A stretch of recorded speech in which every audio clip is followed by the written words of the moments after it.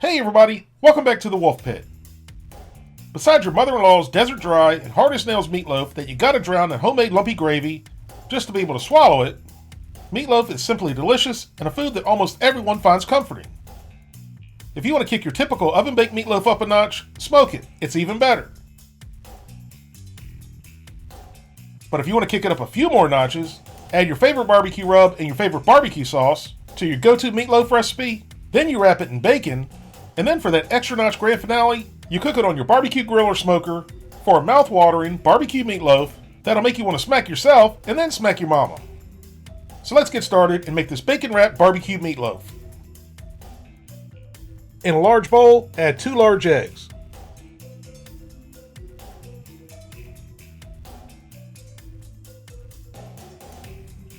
And then whip them like they stole your lunch money with a spoon? Why we use a spoon to show these eggs who's boss baffles me. Of all things we could have used, we use a spoon? Why?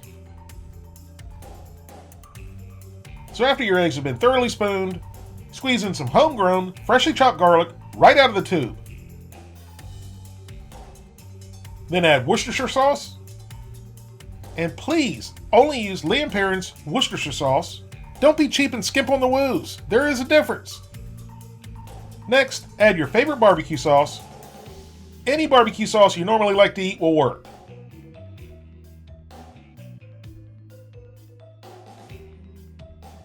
After the barbecue sauce, add your favorite barbecue rub. Any rub will work if it's one you normally like.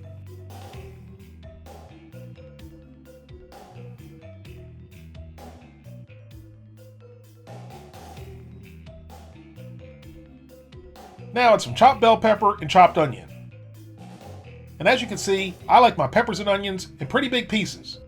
If you want them smaller, cut them smaller. Or if you like the flavor of them but you don't like the texture, run them in a food processor. You are the oaf of your loaf, so make it how you like.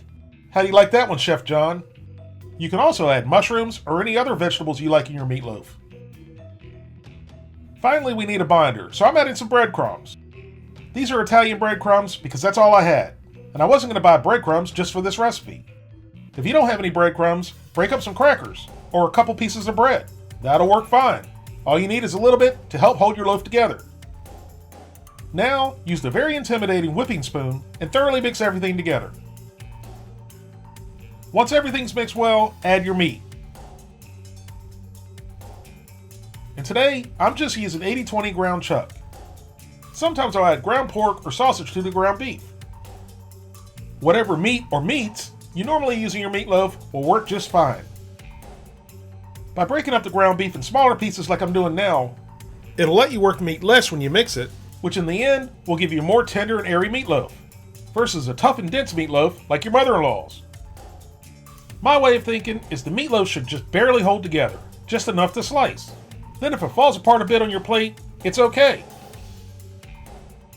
Once all the meat is in the bowl, give it a thorough but gentle mix, folding and mixing at the same time.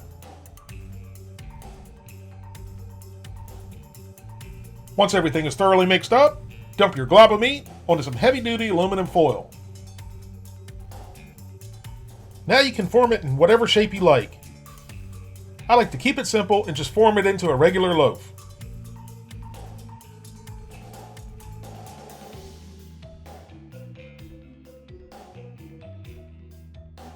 Once it's formed to your liking, take strips of thin-cut bacon and begin to wrap your meatloaf, overlapping each piece. Once you have several slices down, tuck the bacon under the meatloaf like you're tucking in a baby.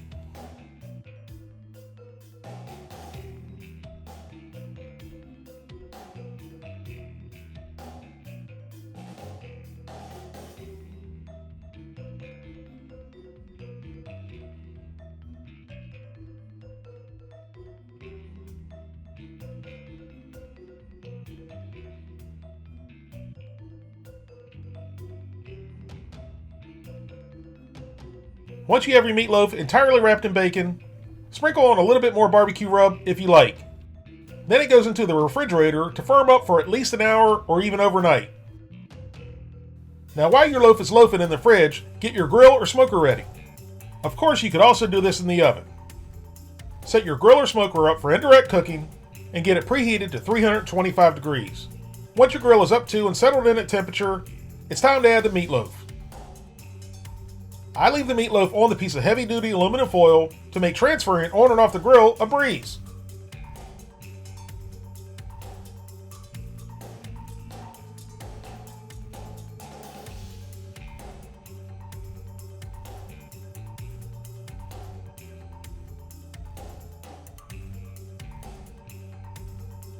Right-hand corner. Now close the lid and let the meatloaf smoke at 325 degrees until it reaches an internal temperature of 160 degrees. Do you ever feel like you're being watched?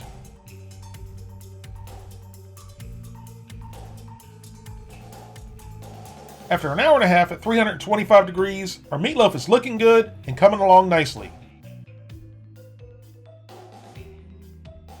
So to make it look extra pretty and give it another layer of flavor, brush on a light coat of barbecue sauce.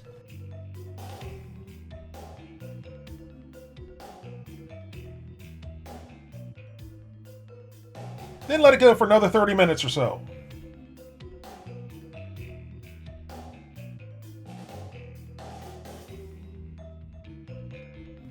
Okay, Mr. Fox, I don't care what you say. This is my meatloaf.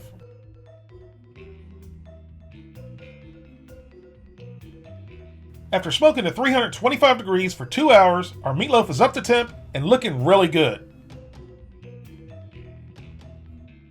So slide it off the grill and let it rest for 20 minutes or so before slicing.